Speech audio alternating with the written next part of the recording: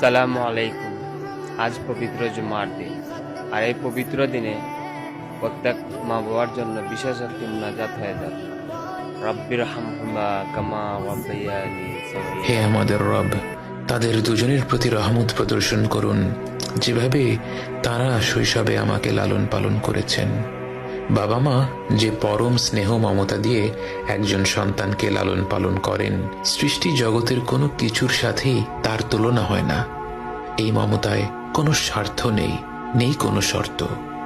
যখন আমরা আল্লাহর কাছে বাবা মায়ের জন্য দোয়া করি, আমরা পৃথিবীর পবিত্রতম মমতার কথা উল্লেখ করে রব্বুল আলামিনকে বলি, আমার রব, আপনি এইভাবেই তাদের উপর রহম করুন।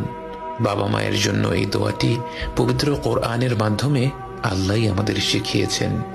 অথচ আমরা যদি শুধু বলতাম রব্বির হামহুমা, এটাও একটা সম্পূর্ণ দোয়া। এর অর্থ, হে রব, আপনি তাদের দুজনের উপর রহম করুন। কিন্তু আল্লাহ আমাদের শিখিয়েছেন রব্বির হামহুমা কামা রাব্বায়ানি সগীরা। শৈশবে তারা কতটা স্নেহ মমতা ভরে আমাদের লালন পালন করেছেন, এ কথা উল্লেখ করতে গিয়ে আমাদের মনে পড়ে যায় তাদের অজস্র আত্মত্যাগের কথা। এই পৃথিবীর বুকে আমরা ভূমিষ্ঠ হওয়ার আগে থেকেই বাবা মায়ের আত্মত্যাগ আরম্ভ হয়ে যায়।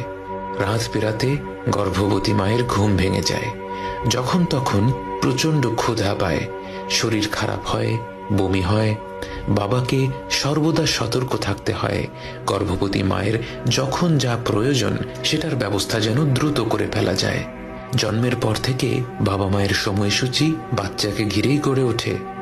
বাবা মা যখন হাত তুলে তাদের রবের কাছে দোয়া করেন, তার কতটুকু নিজেদের জন্যে আর কতটুকু সন্তানদের জন্যে তা তো কেবল আমাদের রবই জানেন। এবং তিনি জানেন বলেই আমাদের শিখিয়েছেন রব্বির হামহুমা কামা রাব্বায়ানি সগীরা। হে রব, আপনি তাদের দুজনের উপর রহম করুন, যেভাবে তারা শৈশবে আমাকে লালন পালন করেছেন।